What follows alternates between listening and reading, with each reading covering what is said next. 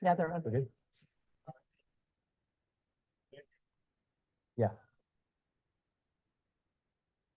Welcome, everyone. Happy Friday. Beautiful day. I forgot. I have handouts today. Yeah. All kinds of cool stuff. Whoops. I'm going Shall I? to start. So this will be a fun conversation, we hope, with participation. Today's art discovery is all about building your own collection and a collection that you can celebrate every day. And we're going to share some tips on how to best do that. Let me have that sheet because I forgot what I wrote. So I've asked a couple of our artists to join us, and one of them is busy, I think, helping somebody collect some art. So she'll be over when she's done with that. We'd never want to interrupt that process. So Ray Tigerman, who we all know, Ray's studio's right here, and he plays beautiful music for us often. He's been in the art world for a long time. You owned a gallery for how many years did you own your gallery? 7 galleries for about 20 years. So a little bit of experience in helping people collect art. And Becky Pasha will be joining us, and she is hello. Yeah. And Matt Sievers might jump in a little bit too. So I told them that you were busy helping somebody collect some art, so we weren't going to interrupt that. Nice. Hi, everybody. We're going to be kind of informal today, obviously. So keep. Except Come Ray on. got dressed up. Yeah, Ray's so handsome. Ray put a. And you're away from us. So, Gestures. Why? Yeah. without hitting somebody. So anyway, thank you so much for being here, and thank you to those who are online for joining us. We are halfway through the 2025 Celebration of Fine Art, which doesn't seem possible. The weeks go by very quickly. Are we good? Okay. And we thought it would be fun to just share a panel about maybe the possibility of expanding your collection, recognizing that it's okay to mix different styles and different mediums. And we've got a little bit of a sampling for you behind us, which we'll talk about as we go. But we also have, for sure, one of my friends in the audience that I'm going to have him share about how they've crafted their art collection. And the most important thing about buying and collecting art is to have fun and to buy what you like, because we want you to be able to look at it every day and enjoy it and have a little memory. So as I mentioned, Ray, 7 years.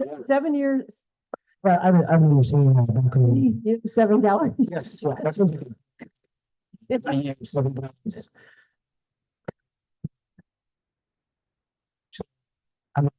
I started off with a photo shop. She's school.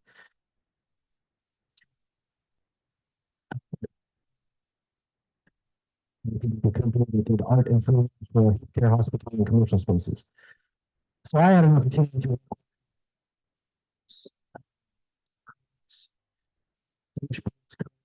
the space to actually be installing art. So it's a cool experience. To for me. Basically, Texas. So I want to spend it all for sure. So you jumped out of that. I did. But great background, great experience. So we'll. Perspective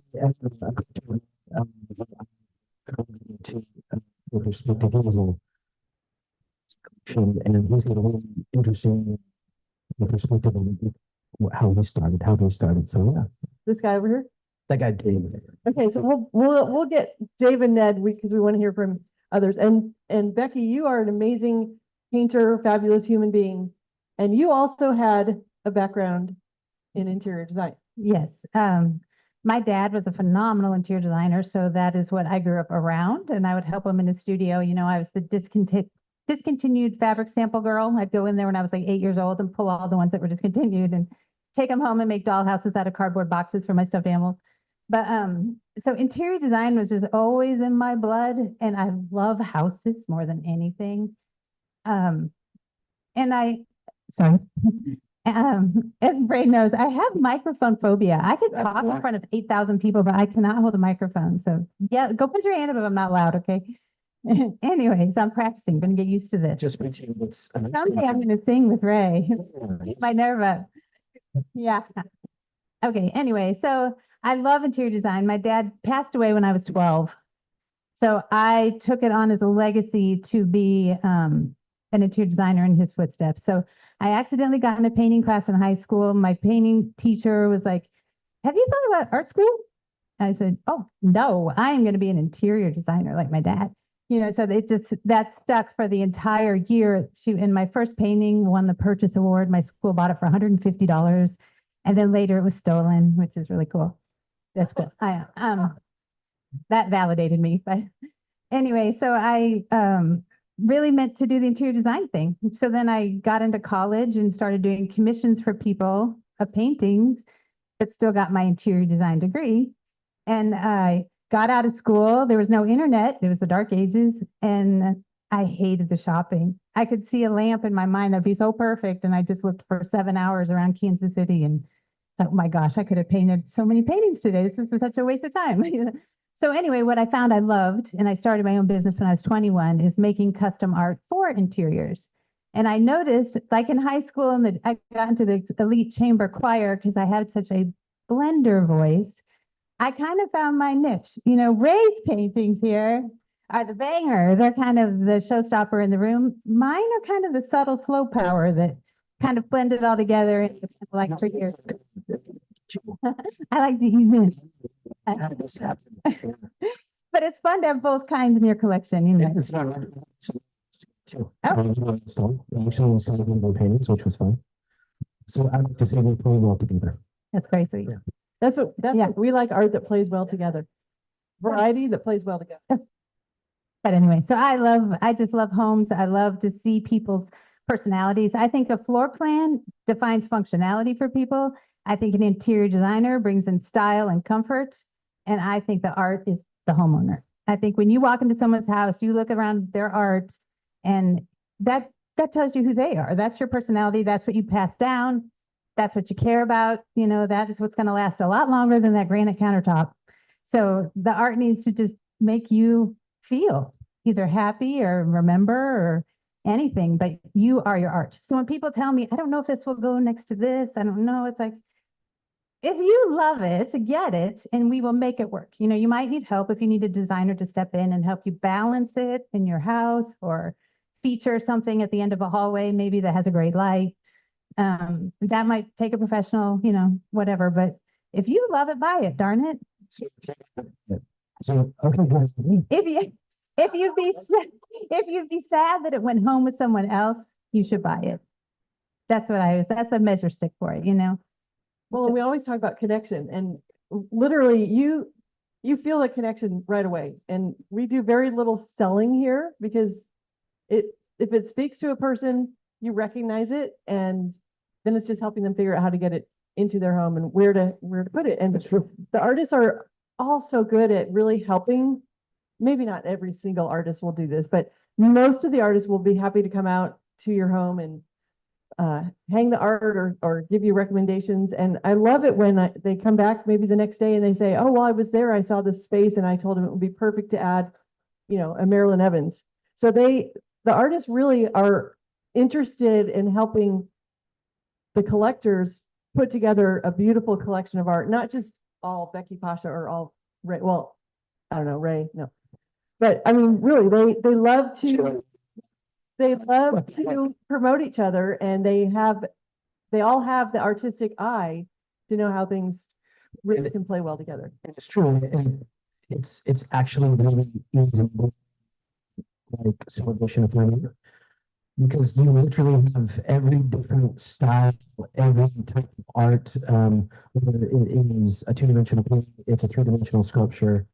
And it's interesting, one of the things actually is I have an opportunity to a house, and I'm inquisitive, you know, for that section, it should have been just an easy, let's hang a piece of art here, turn into let's move the chair here, let's go do the threes here.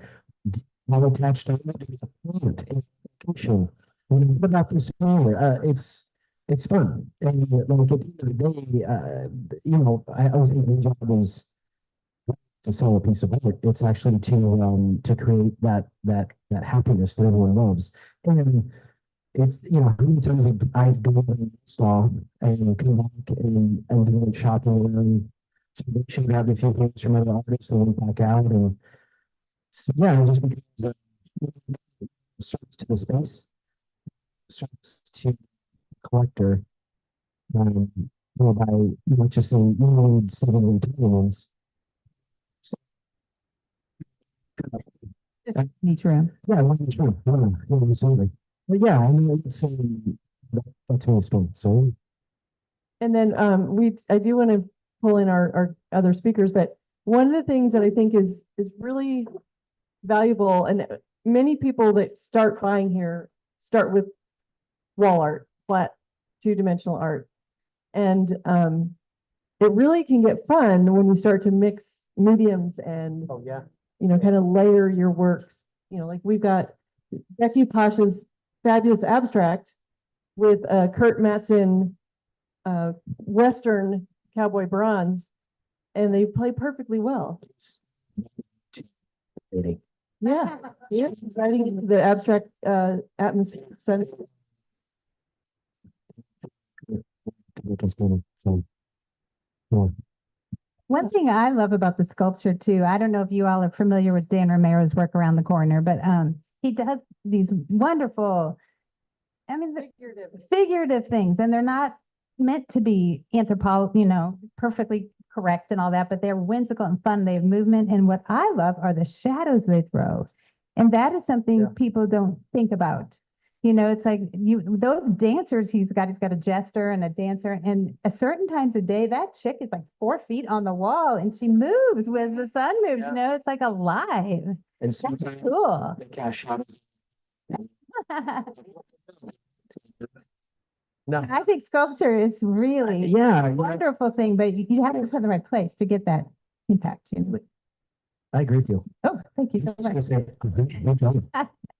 so placement's important. Yes. And actually, last night we had a small event here, and we had a food table, and it was adorned with sculpture. So, in fact, how many of you have sculpture on your dining room table? Anyone? Glenn? Tom? Yeah. Yes? Yes? Okay. Yes? You got to think outside the box. You do, and last night was really cool. So the food kind of something, and it was amazing. So it's not Yeah, it was beautiful. some a couple. I believe it was one of those. The camera. Are you comfortable with us putting some crackers around the piece of your sculpture? And I was like, dude, cut cheese on that thing.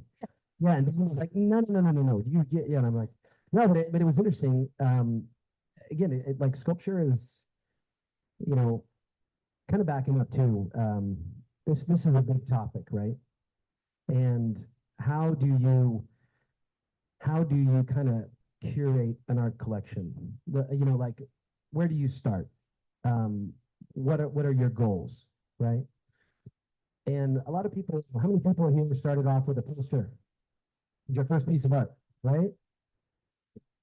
How many people started off with something from like tier one?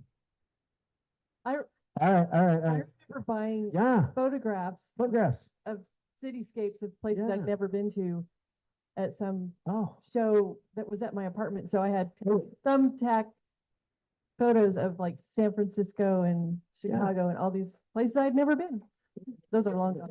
important to explain. That's the thing about, I think you start off always with something that's important to you, whether it's a piece of art from your children, which to a place in a home, by the way. I'm just going to take this. Oh, and you kind of start off with that poster, right? The little book ideas, and then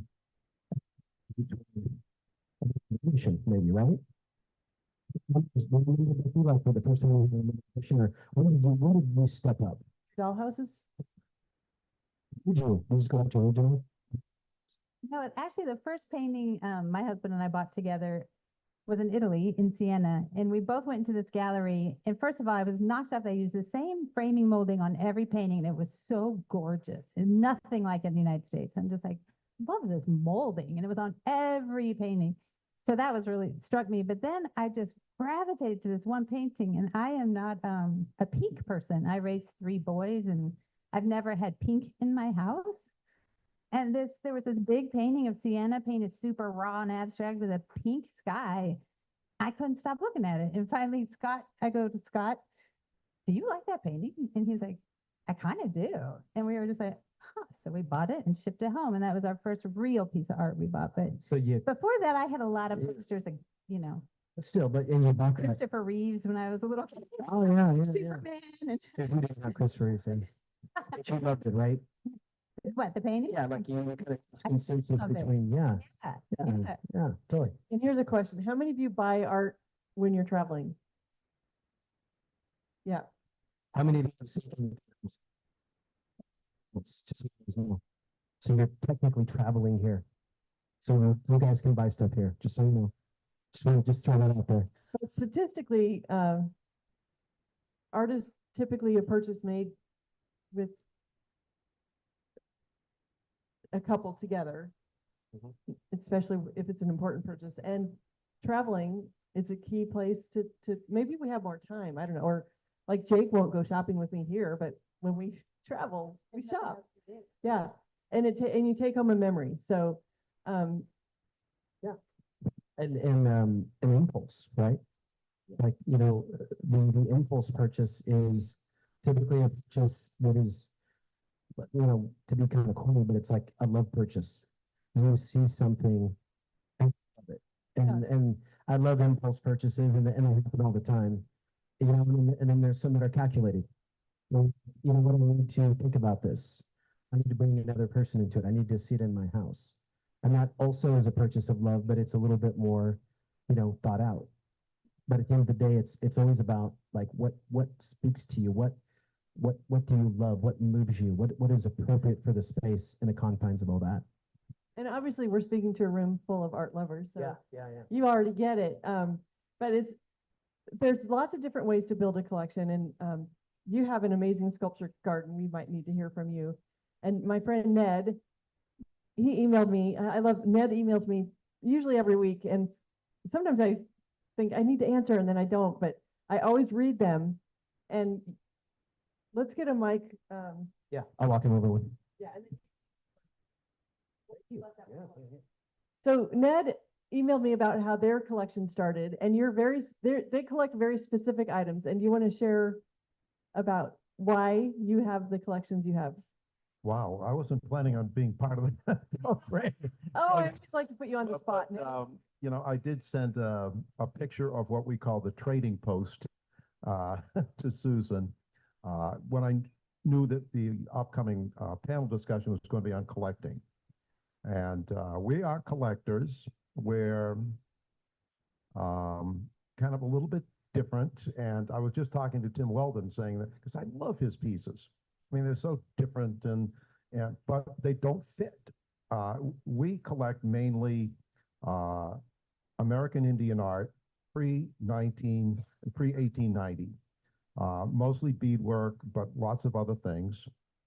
How we get into that, don't ask me. I think we were in Houston one time, and we were out in the at one of the festivals, and my wife Carol found a parfleche, and she was just admiring it. If you know what a parfleche is, it's a device that basically it's made out of hide, and the Indians would put meat and all these things. So you want ones that have blood on them, and we love things that look like they're being used. Rich with history. Rich with history. That is a point to make. I think if you're collecting something like that, you want it to be used, and an identification for that is that. Anyway, so I think from that it exploded, and so the trading post is loaded with this stuff. Then there's polar bears. We collect polar bears. How many other people collect polar bears? Anyone? My wife. Really? Ah, Wow. Somebody else out there. And how that started was, I think, one piece in Portland, and now the house is, we once had some kids run through the house and say, see if you can count the number of polar bears. They can't. Everything from an Audubon to, we have a very nice collection, and then there's dolls. But how you get into it is really peculiar.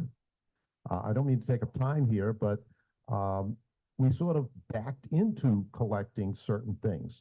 So you could walk around a place like Celebration of Fine Art and find something and buy it, and that will be the beginning, and it will never end. It will never end because you're into that. And so I guess my advice would be to stay within your genre. We often learn for our things, if you don't know furs, know a furrier. So you're not making a mistake.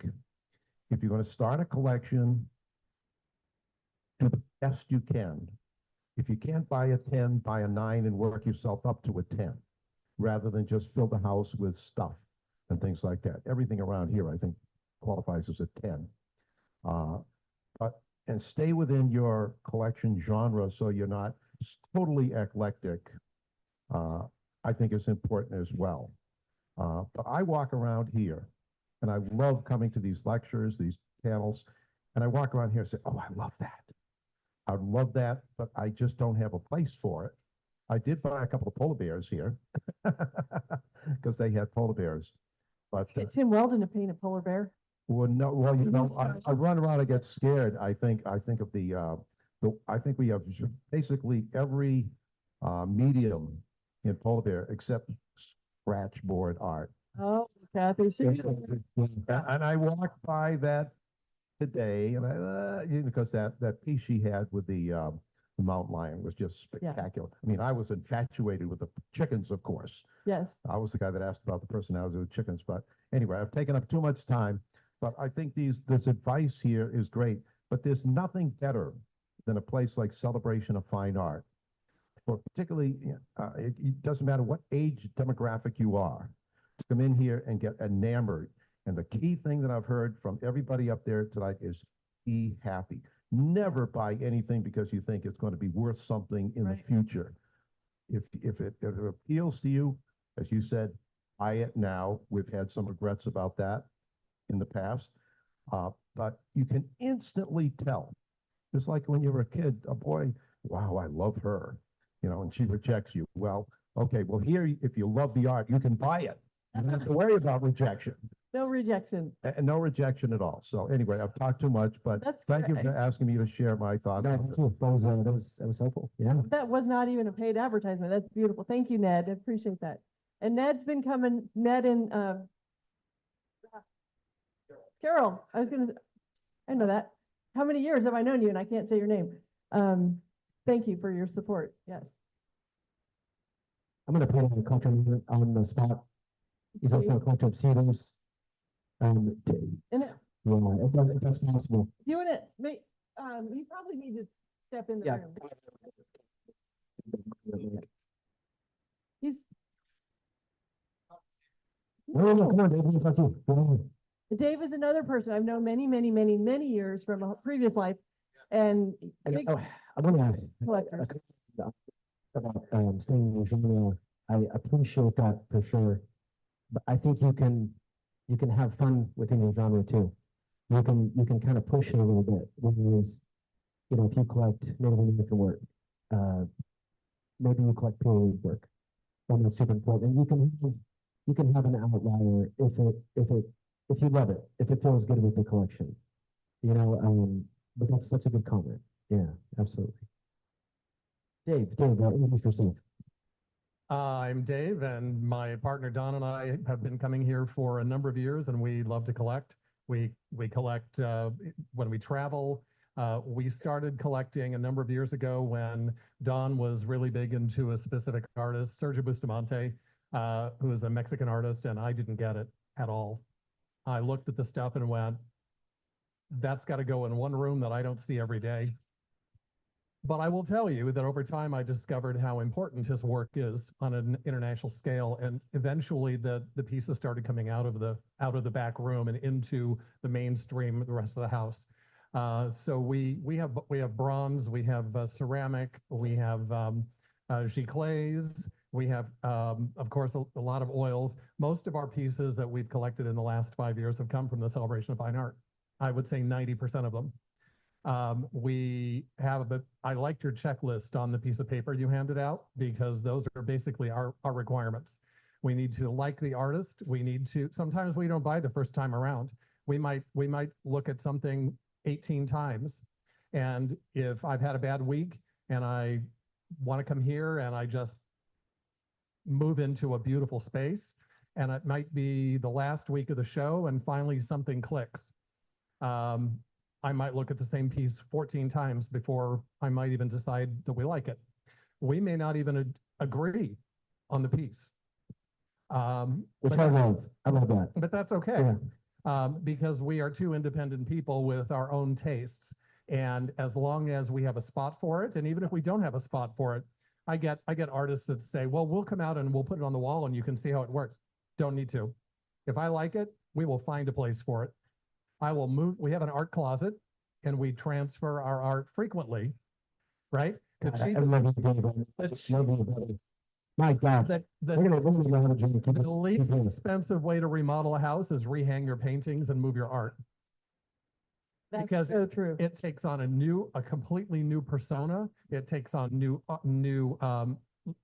light, new shadows. A lot of our art has uplights. They have their own uplights that are on timers. So we have a lot of architecture through lighting. And we also have rooms in our house that are dedicated to certain artists. So our entrance hall is the Ray Tigerman. Our living room is I got the bathroom too, just so you guys know. paintings. Entry and bathroom. No, you don't have the bathroom. You do not. No. The powder room is Abigail Snow. I will tell you that. And the living room is Matt Sievers. And then there's a few other miscellaneous great, but some of our favorite artists. And I loved on your list that you take a picture with the artist and the piece.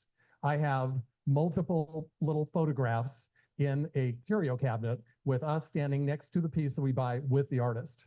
So I have a picture of Sergio Bustamante with us in our living room. I have a picture of John Nieto. He's now deceased, but a very famous Native American artist.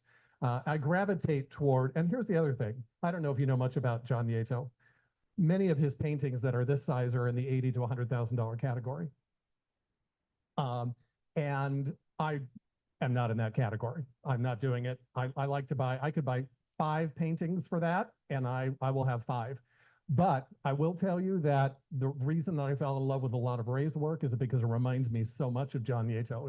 If you go online and you look up his work, a lot of bold colors, very distinctive work. He's in the same category as Fritz Scholder, who was a Phoenix resident, Paradise Valley resident. So you can have something for a fraction of the cost that will remind you of one of the most renowned artists of the 20th century. So we look for what speaks to us. What do I want to see every day when I come down? We have a split level house, and I have paintings in the hallways or on the stairwell. I have them on the landings.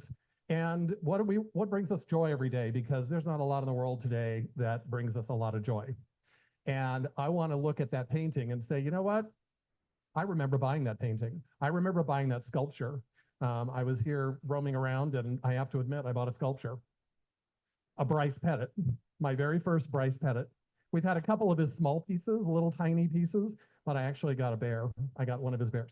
So I'm excited about having a new sculpture. And I will remember the day that I bought it. And we remember the place and the day that we bought each one of these pieces because they speak so much to us. So if it brings you joy and you can make it, you pull the trigger and make it work, I highly encourage it. Amen, brother. Thank Right? you. Amen. Yeah, good Yeah. appreciate it. Preach. Yeah, it is so fun. Like I like to encourage people. We invest a lot of our time, energy, and money when we buy things. Walk around your house and appreciate them. Sometimes, you forget and you might, sorry, I'm so grabby. Stop it. But to take the We added time someone, sorry. to visit, hi, Matt, welcome. To take the time to visit and remember how you felt about those pieces, it's instant pick me up. And Also, there's some great, family heirloom pieces that I have artwork from my grandfather, who was a sculptor and a painter, and I like to look at those. I have one right next to my bed and one in my front hallway where I've got this really cool relief. What was that? The face. Is that a relief? That's not a relief. It's like a sculpted 3-dimensional, but on a paint. It's a relief. You don't have to know all the terminology to collect either or to appreciate it. Thanks a lot. But, and again, rule number 1, find what you love, what makes you happy. And it's cool if you want to stay within a niche, or if you want to go. The first piece of art Jake and I bought and took time payments to pay it off was a Larry Perney. So if you're, I think that that's a good question, because again, a lot of times it's a decision made with 2 people, but it's also, I think, really important to, like, if your partner likes something different and it makes them happy, don't say, well, I don't like it, so we can't get it. The most loving thing you can do is have somebody get something that brings them joy. So Yeah, you don't always have to agree, but sometimes you might relegate things to a certain room. But that can be a challenge. we're That is a fortunate challenge. that we somehow inadvertently planned that our anniversary falls right in the middle of Celebration of Fine Art. What? There's good things and bad things. Like, we don't really get to go out, but somehow it's a great way to have a piece of art to honor the anniversary. Sometimes we pick it out together, sometimes we don't. And the best way to get Christmas presents or whatever is just to buy what you want and tell your spouse, hey, look what you got me. But I'm digressing. But again, I think it makes my heart happy to hear how happy art makes people. And I think we're not, did you already say this, or was this morning? I don't remember, but If it was intuitive and smart, yes. we're not selling art, we're selling happiness. Yeah, We're absolutely. selling emotional connection, and we're selling joy. And And this it involves with art. it does. Sorry, I didn't mean to cut you off there. This was Silvers. He's a phenomenal painter. Pretty competent musician. He's kind of an okay guy. We have fun. We have fun. Good taste in hats. So back to it. Yeah. So art being selling happiness, I was thinking about growing up in my family home. So my father, Gregory Sievers, is an artist here. He's down the hall. You'd run right into his booth. Can't miss it. He's been here 32 years or so, which means I was 11 when Dad started doing the show. And I have met a lot of artists that come through here. In fact, Scott Rogers was in here yesterday, and I remember talking to him that when I was a little kid, I had told him I was going to go on a mission, and he gave me $100 out of his wallet, and he said, good luck with that. And I was like, sweet. So as an 11-year-old kid, he was encouraging me already. God is amazing. He's amazing. So Dad has a phenomenal art collection. It's a lot of it has been trading work or falling in love with work as he traveled. And I grew up in a house where, it was my bedroom. It had a Lamborghini poster, and it had, I think going with swimsuit. I came home and Mom had cut triangles out of that poster. Past that. I was so upset. Yeah, Jennifer Love Hewitt. So anyways, when I came out my bedroom, the first thing I saw were these 2 black and white ink drip pieces of Abbott and Costello and Charlie Chaplin. And then to the right of that, as I turned to come down the stairs on that landing, was an early Robin Branham that just was one of my favorite pieces. It looked like a face that was facing you, and then you'd realize there was a zigzag line that made a profile of a king and a queen that were like face to face. It was awesome. Lots of textures, as she does now. And down the stairs were about 15 pieces that were ranging in sizes, and you'd come around the corner into the kitchen, and just a mecca of art from all over. So every Christmas, my dad would buy this one big gift for my mom. Occasionally it was art, but sometimes it was like a new frying pan, you know.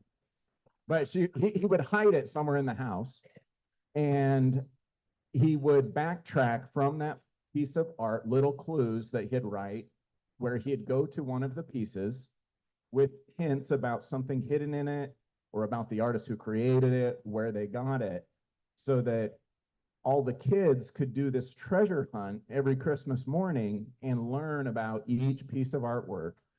And it was a home that was just so rich with art. I was doomed to be an artist. It was like guaranteed. Dad knew what he was doing. And it really enriched my childhood to be in a, you know, it wasn't a house, it was a home. It was a home with memories and richness and depth. And I took that with me to college, and college dorms are white cinder blocks that have layers and layers of paint and putty from the last frat's posters, and was just like cold, and it just was not my house. And I brought You art. put the poster back up there, didn't you? I found the triangles, taped them up, yeah. And I was studying art. I had paintings in my dorm, but you know, you're hanging out with friends, you're going to their rooms, you're meeting girls, and it was kind of cold and sad, and it was lifeless, and it was shallow, and it wasn't home. So I remember going home for a Thanksgiving, and I'd just been gone quite a while, and walking in, and Mom had rearranged art in the front foyer there. And I was seeing a piece that I hadn't really looked at in a while, and it just hit me. And something with art being in a different location even. I have another great story about that, but I'm probably taking up too much time. But the richness of art, the memories, and how it all works together, where you're not falling in love with something because you are just die-hard John Wayne, so you're always going to get John Wayne paintings. But you're opening yourself up to inspiration. You go through a gallery, all these different booths, it's such a diverse show with so many amazing artists that are amazing people. And no matter what you're into and what has spoken to you in the past, you'll find yourself in one of these booths looking at something that you've never looked at before and having a conversation and relating to that artist and just kind of falling in love with an item. And it's speaking to you, and you're not sure why, but it does. Like the pink sunset in Italy. Yeah. Well, I'll go on with the other story unless someone's ready to talk. No, I'm just, yeah, this is good. I just want to say one thing about, think about what you want to look at night. Because a lot of people tell me, you know, if I have a house in Arizona, do I need Southwest Art? You know, because they want to make it look right for where they are. No, I mean, my husband's an architect, and I've given him trouble forever saying, dude, you're killing us with all these huge windows and open floor plans. Where are the art walls? But because at night, all that goes dark, and your art is what sings. So think about that. You know what? Maybe you want a blues painting. You know, maybe you love jazz, and you know, I don't know, it's you, but that is the personality of your home is your art. And your personality is to come through your art. So I don't know. I just think it's interesting. At night, your art will sing if you light it right, and it's such a magical feeling. Just be swept up in that. That's a great point. I have a Matthew Sievers painting, and I know, yeah. Do you have one of mine? I asked for a 48 by Yeah, 60, but this yeah, guy, I'm working he on it. tends to sell them before. I'm waiting for it. No, and if you raise your hand, are you familiar with Matthew Sievers' work? So if you're not, please walk around there and take a look. So one of the things that Matthew does really just exceptionally well is sunsets. They're very, very contemporary. They're very ethereal. They're just very beautiful. And the thing about Matt's piece too is like they're very loose, but when you back up, they get more defined, and they're just beautiful. And I had he was running behind, we kind of cover each other's booths, and there was this gal that was talking to her husband, and they're like, well, why would we want a sunset when we're surrounded by sunsets every day here? And I was just happened to be right there. And I said, I'll tell you why. So I'm one of those people that I do like, 10, 13-hour studio days when I'm at home. So pretty much I get up, I do a little something this, I'm in my studio, and then I don't come out of my studio until it is dark. Every single time I walk in my house, I'm greeted by Matthew's piece. And I get to see that sunset like every single time, and I love it. And yeah, and it's that power of art too, where you're just like, oh man, cool. I didn't miss it. But anyway, yeah. Well, I do love that Arizona has these absolutely phenomenal sunsets, and our phones are full of these sunsets that we love, but each one is so different. And we've all seen this electric pink, and I feel like I'm waiting. I'm waiting for the right clouds, and it's fun to get to capture it. And it's fun to be able to show people, this is a painting of the type of sunset I want to show you while you're here in Arizona. And maybe you'll get lucky. Maybe you'll see something like this. But we do live in a really special area. This is such a beautiful state, and it's so fun to, be up in Desert Mountain and see the city lights turn on. So I do tend to take them a lot because it's just gorgeous. It's prettier than a jewelry cabinet. It's just all the lights twinkling and moving and blues and reds and yeah. Oh yeah.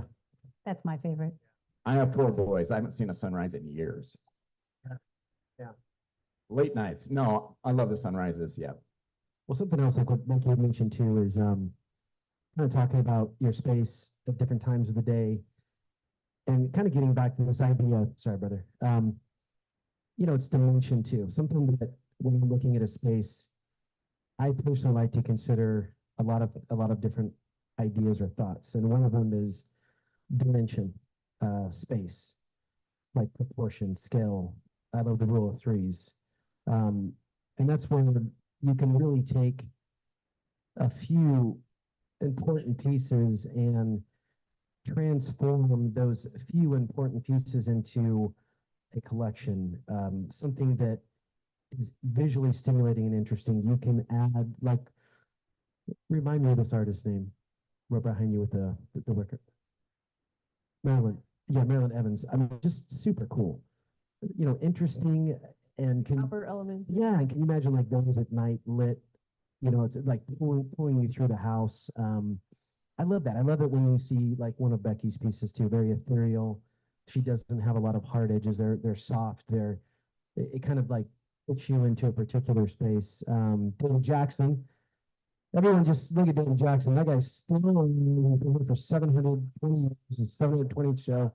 We love David. David, But David is the other guy. Like he's a great example. I love this story. So I walk up behind David, and David is looking at a picture with a trailer, like a trailer, and it's not a particularly interesting picture. And he's, what are we doing? And he's like, well, I'm doing a commission. What are you trailer? And he's like, I'm going to paint that trailer, but I'm going to add this sunset. They want to be the 2 people from American Gothic and Bobcat and this pile of rocks here. And I was like, is this a true story? it's a true story. And I was like, I think what I said was like, well, yeah, like, good luck. I'm going to leave you now. And I was like, I think I was like, I had a little bit of a potty mouth. I said, holy shit, Dave, how are you going to pull that off? And, it's going to be a challenge, but I'm interested in that challenge. So fast forward today or yesterday, and I said, hey, Dave, how's that trailer painting going? And kind of in front of me was, well, take a look at it. It was amazing. I was actually blown away. I was like, how could you take those elements and make this amazing painting? And it was very successful. The Bobcat, was like random and cool.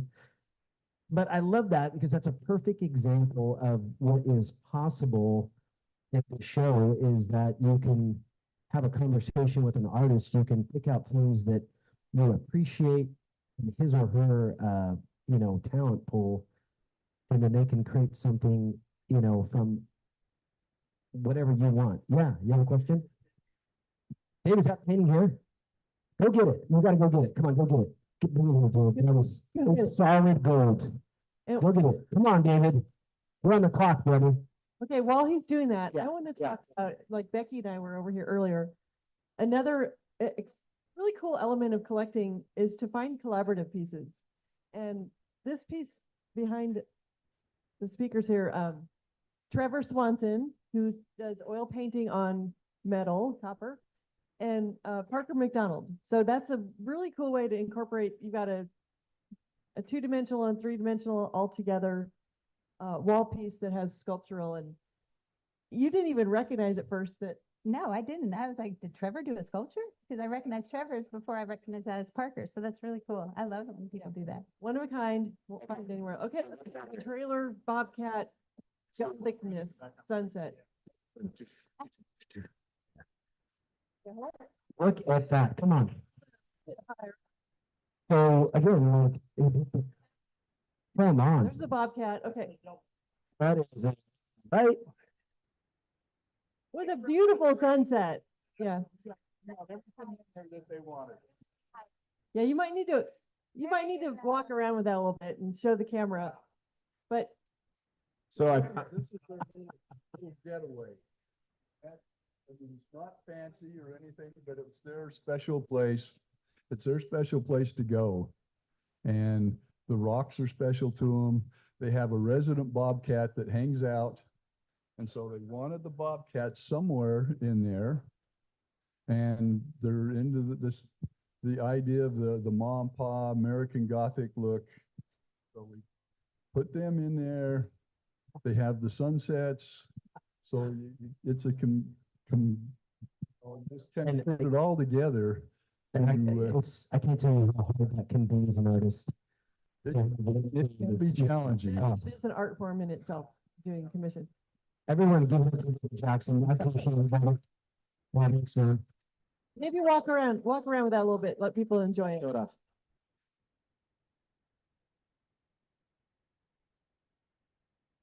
Well, depends on the commission. You know, the cost, if it's something really elaborate that's going to take a lot of time, then you have to add a little extra to it. But generally, a commission is just a piece of art. Yeah. I mean, it's just a piece of you that you're Custom producing. piece for you, yeah. And this is different how they approach commissions. And everybody's a little different, exactly. but I would say most of my collectors who've done commissions, they come back and say that's one of their prize pieces. They work with the artist. You Absolutely. find an artist that you really like their style, you like their sensibility, the way they handle their color palette, and then you come with an idea, a memory, an image. And if the artist wants to do it, it's because it speaks to that artist as well.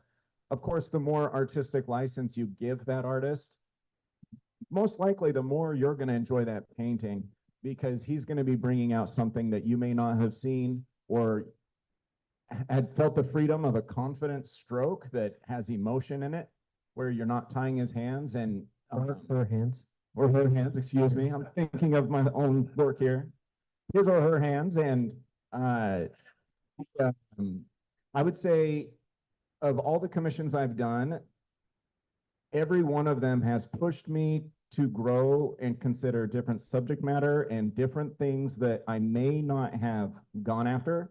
So I love commissions. And if you've ever been thinking of one, I'd encourage you to find an artist and do it.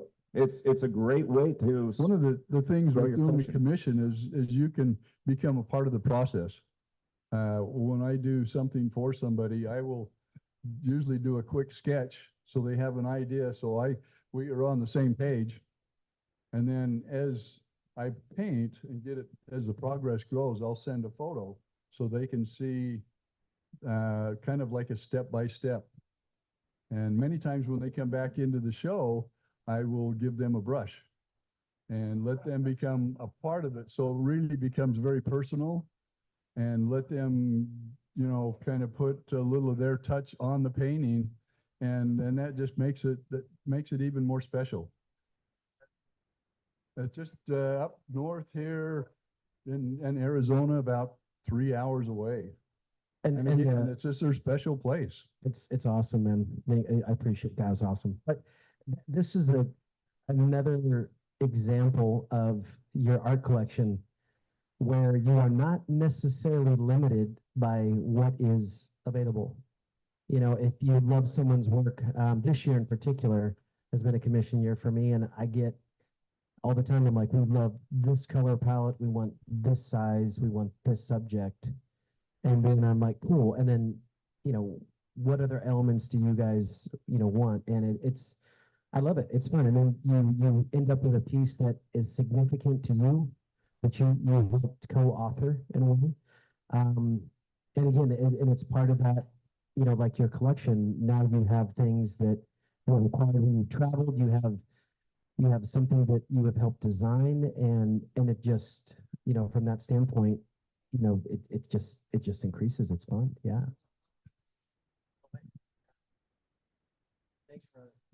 Thank you, David. So Becky, I think it would be kind of fun to talk about how, from the artist's perspective, how it feels when somebody becomes part of your collectors, like the honor that you feel when, they get joy, you get joy, Oh, yeah. and it's not just, oh, I made a sale.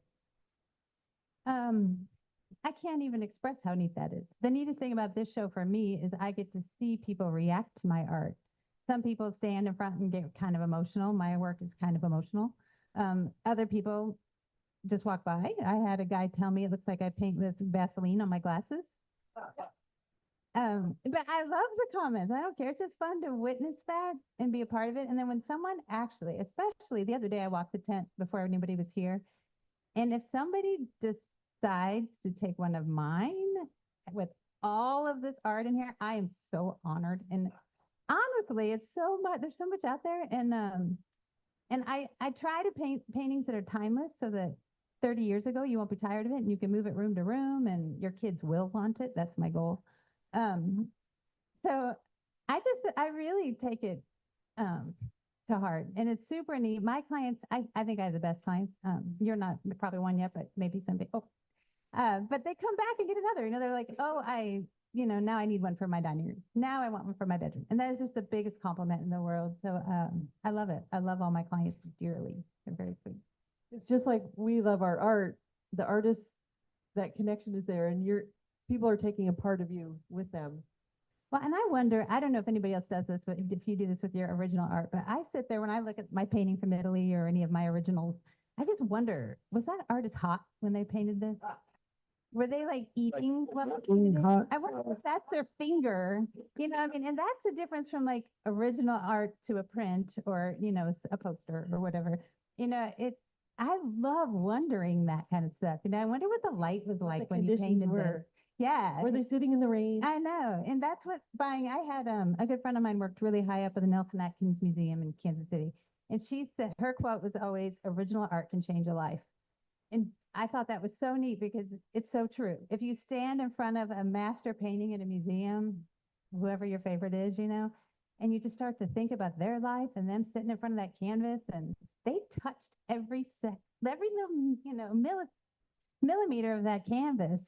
It gives you goosebumps, And so to think that that's my job, I get to do that now. And, people probably know what I'm doing when I'm painting. I'm chomping gum and listening to cellos. I'm not as mysterious, but it's definitely, I don't know. Original art is magical. That's all I can say. And I think it's equally as impactful if you walk into someone's house and they have no art. Your art is your personality, The interior design is your house's flavor, I think, like ice cream.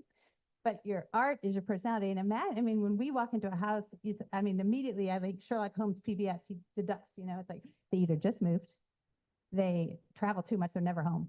Or, why would someone have no art? That's fascinating to me. So that's just as much a personality trait as having so much art that it's a French salon up to the ceiling, It's like, so I don't know. Yeah. How high can you stack your? That's a really good question because we were going to cover that. If it has a horizon line, I do not think it should be above eye height. Like the horizon line should kind of stay, in my humble interior design opinion. Now, things that are like woven or things like that could be up high in these high ceilings around here. But it's okay to have blank space. That makes the art that eye height sing. So I'm gonna I'll just set it It's up. okay to have a salon wall for you. Do you not like that? Eve, go out the door. I say I that. agree. The answer to that question is wallpaper. Wallpaper. No. With Ray Tigerman. Just joking, just joking. So, John, what, do you want to share a little minute about what got you into sculpture collecting? And like, oh, yeah. Great. Audio that. What's up? It started I was paying probably attention. 25 years ago when I went to the Loveland Sculpture Show and Show. ran into something by Walt Horton. He's passed away, but that I fell in love with. And half of it was meeting Walt and engaging with him and the like. And it just kind of kept on going from there. And now I have a lot of pieces that are repurposed, farm equipment, all kinds of things, rocks, bronzes. So we've got 2 miles of pavered pathways up in Carefree that's sprinkled with all kinds of different things. So if anybody's interested in seeing it someday, talk to me. We could do a field trip. Yeah, I that'd be have a good. question for you though. I always hear you talk about your outdoor sculpture garden. Inside? We have a lot of inside too, yeah. But primarily outside. I like big stuff, primarily rusty, Okay. so I don't have to worry about it. Yeah. Pre-rusted. Yeah. Pre-rusted. And I think that's, I mean, I really wanted to bring that up too, because we love outdoor art. I mean, it's great. Again, art has been the longest form of communication in human history, is how we have communicated. Thank you for sharing that. And And I Yeah. just want to add, it is truly, I think about this kind of stuff all the time. It's really what sets us apart from all other animals is art, fine arts, the music, I mean, you don't see squirrels protect their young, squirrels shelter from the elements, so do we. But they're not putting on operas for each other and, putting little They're- acorn paintings on they their have walls. acorn hats though, don't they? It's truly what separates us from They- all Water other ski. creatures. Oh, squirrels can water ski. I'm gonna fake fight this AI thing to my. We are the soul. The art is the soul. Something you touched on earlier, what your clients mean to you. Something that's unique in this experience for me, being a gallery owner, typically I had salespeople or I had interior designers. So rarely did I actually ever have an opportunity to meet the collector or even be in their space. And the strength of this show, other than just a sheer diversity and amazing talent pool, is the fact that you can come in here and you can have a relationship. You can meet an artist. You can see their process, his or her process, and I think that's important. I didn't understand how the connection was that important until really probably this show and having an opportunity to to just truly interface with people. And it is life-changing. Just some of the most wonderful people. I call them friends, collectors. I'm privileged to be invited into their homes and their spaces, to be trusted with, my opinions, and it's special. There truly is not a place like this with this talent, this amount of just sheer genius that I've ever seen. And I had galleries in Miami. I had a gallery in Lake Las Vegas, Carmel, Nashville, Tennessee, Atlanta. So I've been in kind of like a lot of the art hubs, and never have I seen anything of this caliber. So it's unique to have it here. And yeah, I think that's one of the strengths too. But Well, we feel very blessed to have so many amazing human beings who happen to be artists. And I also love, they all come back. I mean, just yesterday, Scott Rogers was in, John Coleman comes to visit, Jerry Jordan was just here. So it's really fun that it's a place where all of us who love art like to be, and the artists who create it, they miss being here. And, sometimes people move on for various reasons, but there is something special in it. And the key ingredient is really that connection that all of us feel. So without the wonderful art lovers, we would just be sitting in a tent, looking at the walls, but yeah, absolutely. And you're the needed part of that equation. It's easy to romanticize an artist's life. It's funny. Do you have time for a little story? So, short, have time? Okay, good. I'm just to guys, yes. So I remember, this was during the financial crash, and I was manning my gallery, and I had a gal come in, and she ended up buying like 3 pieces. And I remember she was an attorney. She goes, this looks so fun. And when I retire, I'm going to have an art gallery. And I remember going, man, it's a lot of fun. Yeah, thank you very much. Appreciate it. When she left, she enabled me to stay in business. And I got choked up. Wow. But yeah, it's we do what we do because of you guys, and I appreciate that more than you guys know. Anyway, yeah. Well, that was a story worth sharing. Thank you. Thank you. Yeah, I mean, I hope that we've shed some enlightenment and certainly I think we've shared some enthusiasm. Oh, family photos, that is, yeah.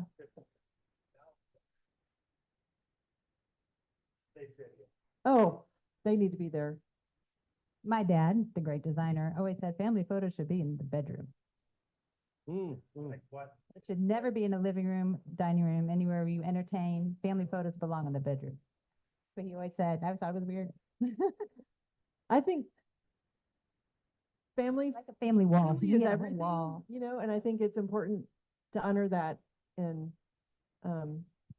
Yeah, it's not uncommon to find, I just did an install the other night, and it was, they had a whole, like, table, if you will, that had family photos.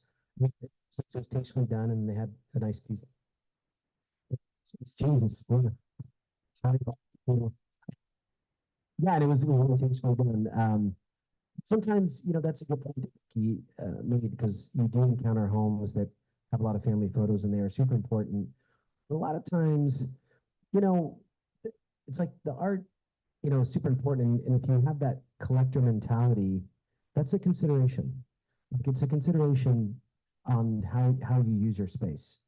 Like, and it really is up to the individual. But you can do things instead of group them all together. You can have maybe some in this particular area, or maybe in your office or in your bedroom. Yeah. So there are a lot of options, and there could be a rule like that, or it could be Kinda hard. situational too. Okay, she was in the bedroom. it's That's your it. house, Next. you can do what Bedroom. To defend that, we did have a huge wall that led to their bedroom, and it was all like 3 generations of my family, all of us were included in it. So it was a very cool wall with Let's go. pictures. Let's go, Becky. Where did what go? Let's go. With the family portrait. Portraits in the bedroom. What the hell? Okay, it's yeah. your art, you can put it wherever you want. There you go. Wherever And you if you want. want advice or help or opinions, we've got lots of them. But I just think it's meant to bring us joy. So however you want to go floor to ceiling with your artwork, we've got collectors that do that. We've got collectors that are more clean line. I always tell the artists, if somebody says, "Oh, I don't have any wall space," that is your perfect prospect, because they love art. So never believe we're not going to believe if you say you don't have room, because some people buy art to fill spaces. Some people buy art and they'll find the space to put it. And we I have try to sell both. those people my $10,000 refrigerator magnets. It's this new line I'm starting. That's fantastic. Yeah. Buy my $10,000 refrigerator magnet. I Yeah. love magnets. Room, I right? collect them when we travel. If I do a limited amount, Some artists take trains, like I take a train on the Seabreeze, you just remember the train, put one of mine on there. So yeah. You guys are great. Yes, one question.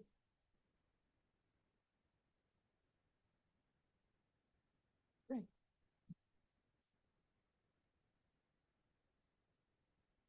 And wondered if there is a particular price range. Does it have to be thousands of dollars that you pay for because I do have some nice pieces, but not like my Yeah. husband's boss who has Well, do you have really pieces nice you love? pieces.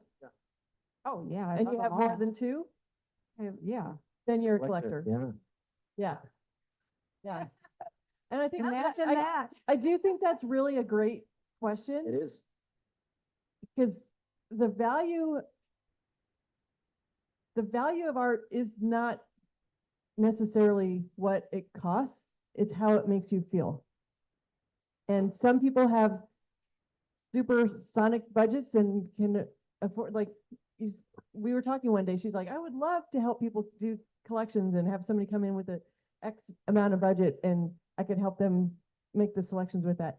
But the truth is, you can come in here with a $500 budget or a $500,000 budget, and you can have fun with that, and you can start and build a collection with that. But And that's another a really great question. I'm glad you asked. great question, and you've invest in art too. Like, I want to invest in art. And, the idea behind collecting art is, there are people who invest in art and they do not love that art. It is a commodity. And they're buying very specific, particular artists, or they're betting on another group of artists. They're not collecting things, and I'm generalizing, but from my experience, they're not collecting things because they love it. They're doing it because they want a return. And when you are in a tent and you are in a show like this, and you have a good mix of gallery artists, and you have emerging artists, and you have established artists, you're kind of paying for supply and demand. So we can only produce so many things. And then as people continue to purchase those, prices raise up. And that's kind of the economy. But back to that question, like, your art does not need to be comprised of, $1,000 pieces or $10,000 pieces. A collection is pieces that you love, that move you, that feel good in your space. And I think that's probably, yeah. And I think just one of the things we wanted to highlight was you can have a variety of mediums. We have ceramic, metal, watercolor, mixed media with oil paint and welded metal, weavings of rattan and willow with other elements in them, acrylic, bronze sculpture, acrylic, abstract. And all of these play well together. And having that diversity of styles and mediums can really, and we've got lots of little things. Like I love littles. So if you've got space, you can put little bronzes, little paintings. We also will stand a painting on the credenza.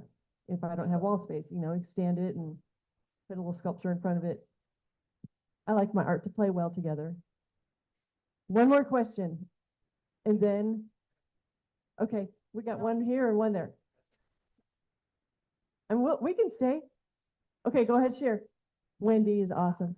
I just want to share because I've collected art for many, many years, if you want to call it collection. It's just things that I've seen as I've traveled, and I've traveled a hell of a lot and in different countries. But I just want to mention about small things. I have a collection that I've built. It's my small collection here from the celebration. It's eclectic. It's from a lot of different artists. I'm here for 3 months. I go home, it all gets packed up and tucked away carefully. I come back, I've got sculptures, I've got encaustic art, I've got all kinds. And they're small. They're all about 8 by 8, 8 by 10. They're small. And a lot of them aren't even framed. And when I come back, I unpack them. I talk to them. I know I've met every one of the artists. I know what they are. They each have a name. And I have them against lamps. I have them on my fireplace. I have them around the whole house so that I can talk to them. So we're not talking about something that's thousands of dollars, but it was started by Kurt. And I've grown it from different people. So to me, that's a collection. Absolutely. I've got a lot more art than that, but that is a little collection that is pretty special. Yeah, I love littles. Yep. Did you want to ask?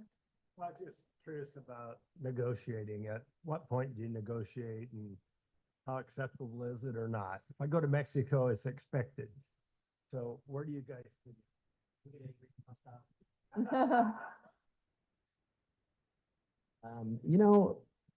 That's a good question. And they're kind of, no answer to that because everyone is different. I I don't do a lot of negotiating, and it's not because I don't appreciate people who want to collect merit. It's because I've been going through the last 5 or 6 years where right currently I have like 3 galleries that are kind of yelling at me, I need art. And I prepped for this show specifically. So that doesn't mean that, I wouldn't do that. I'll tell you a real brief story. So I was in the gallery doing a show, and this guy came up to me, and he was just kind of gruff. He was like, I like that piece, but I'm not going to pay that. And I was like, okay, cool. So I'll go over here. Kind of followed me around, and he was like, I want a deal, you ever give discounts? And his wife was right here. And I looked at him, I said, look, I like you. And the wife was smart enough to instantly interject, and she was like, oh, no. And we totally got along. And when I actually made a concession. So, it's like what people do. It's right. And we girls. So, yeah, I think it's situational. It just depends, And if you're doing multiple pieces, that could be another factor too. Yeah, and I think the artists do their best to like you said, they've got expenses, they've got overhead, and most of them are going to price it what they know they need to get out of it. And I think the real key for me is, as a collector and as a curator, showrunner, whatever I am, showner. Let's call her the showner.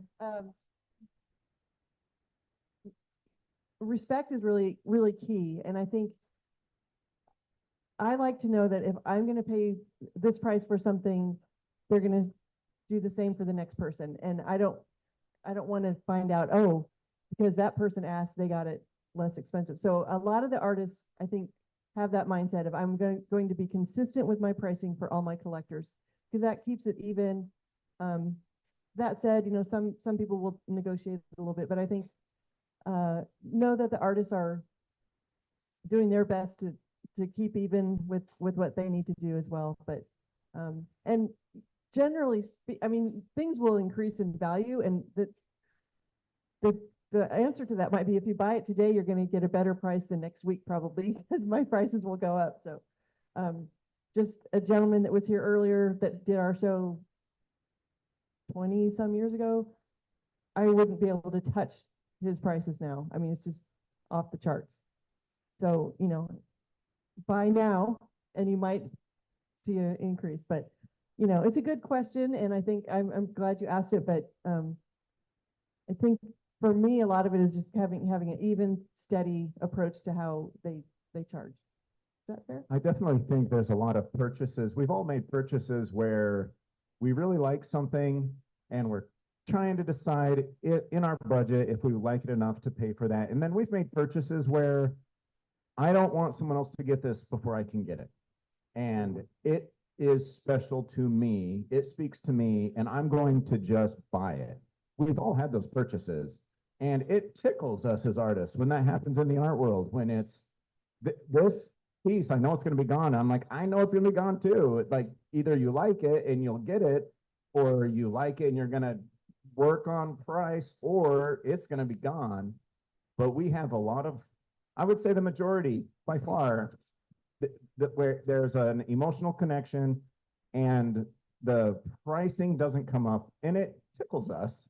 And we've had that happen as well. And we've budgeted, we've tried to get the best deal as anyone else. But there's definitely a truth to it, because ultimately, if I destroyed one of my paintings and got nothing out of it, it would hurt. I'd be frustrated, but it wouldn't like break me. I'd survive. And so there is some space there. It's just pricing is based on truth. And I feel like all the artists want to say, this is my truth. This is what this is worth to me and what I want for it. And the thing that is weird about art is it can be such an emotional and connection that once you start asking for a discount, it's kind of like, is this actually your truth? You know? And I really have gotten to the point where, no, that's the price. That's the price. If if you don't pay by credit card, there's 3% there, and you know, I got a little bit if you're gonna run and grab a check, but that's the price. And I think there's a sense of ownership beyond, I fell in love with this painting. It's that I fell in love with the artist and the integrity of the art, and that the galleries have built these prices and they've put so much time and energy, and this is where we're at. Of course, sometimes it comes around and we do what we can, especially for repeat collectors, especially, just like Ray said, our patrons, we couldn't be more grateful. And when Susan said would just be in a tent, if it weren't for you guys, I was thinking, I'd probably be in an actual tent. Camping for life. Camping for life. And I know we're way over time, but I was thinking about, you know, the French impressions, Van Gogh, Monet, Manet, that whole grouping, they lived through the support of their patrons. None of them became famous until long after they were gone. And we are experiencing living artists in person who will be talked about for years to come in future decades. I mean, this is exciting to see actual human artists living and making. We don't have starving artists. That's our goal, is to successful artist chili. You might notice on the menu, because we like to share and inspire up and coming artists to understand you don't have to be a starving artist. You can be very successful and make the world a more beautiful place. Absolutely.